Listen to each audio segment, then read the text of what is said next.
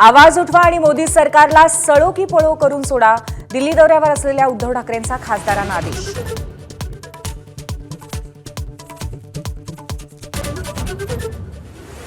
राहुल गांधींच्या निवासस्थानी इंडिया आघाडीच्या महत्त्वाच्या नेत्यांची बैठक. डिनर टेबलवरती कोणती राजकीय रणनीती शिजणार याकडे लक्ष. उपराष्ट्रपतीपदाच्या निवडणुकीबाबत चर्चा.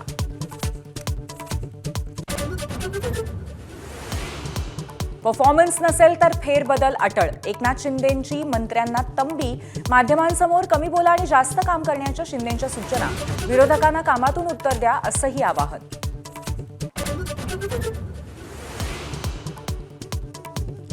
कालपासून पालकमंत्री अजित पवारांच्या बीड दौऱ्यामध्ये गैरहजर असलेले धनंजय मुंडे जिल्हाधिकारी कार्यालयात दाखल. थोड्याच वेळात होणाऱ्या आढावा बैठकीला लावणार हजेरी.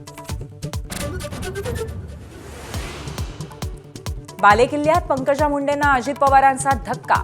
वडवणीतील राजाभाऊ आणि बाबरी मुंडे आज राष्ट्रवादीत प्रवेश करणार.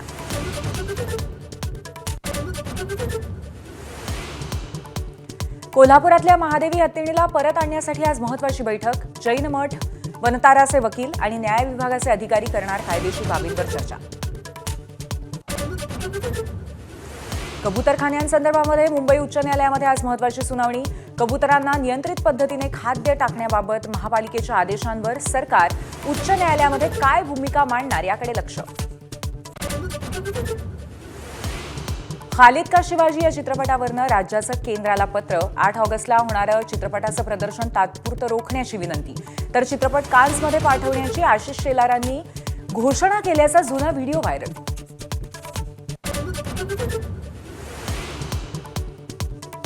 पुण्याच्या दौंड तालुक्यातील यवतमधील संपूर्ण जमावबंदी उठवली.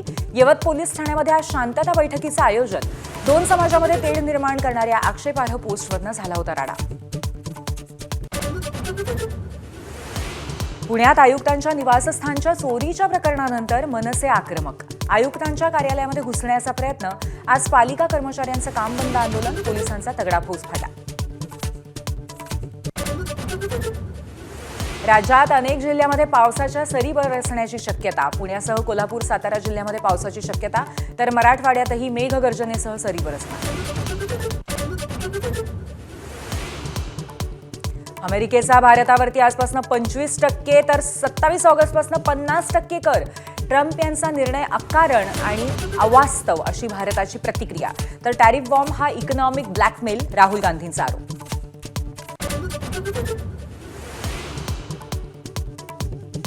उत्तराखंडमधील पुरामध्ये मृतांचा आकडा 5 वर. जळगाव, संभाजीनगर, पुणे, नाशिक, मालेगावातले 50हून अधिक पर्यटक नॉट रिचेबल. विमानतळावरती एनडीआरएफचे जवान आणि हेलिकॉप्टर्स तैनात.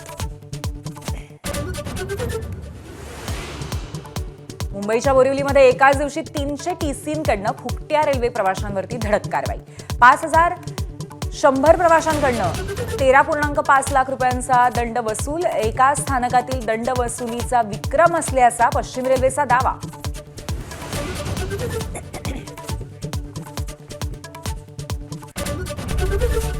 एबीपी माझा, उघडा डोळे बघा नीट.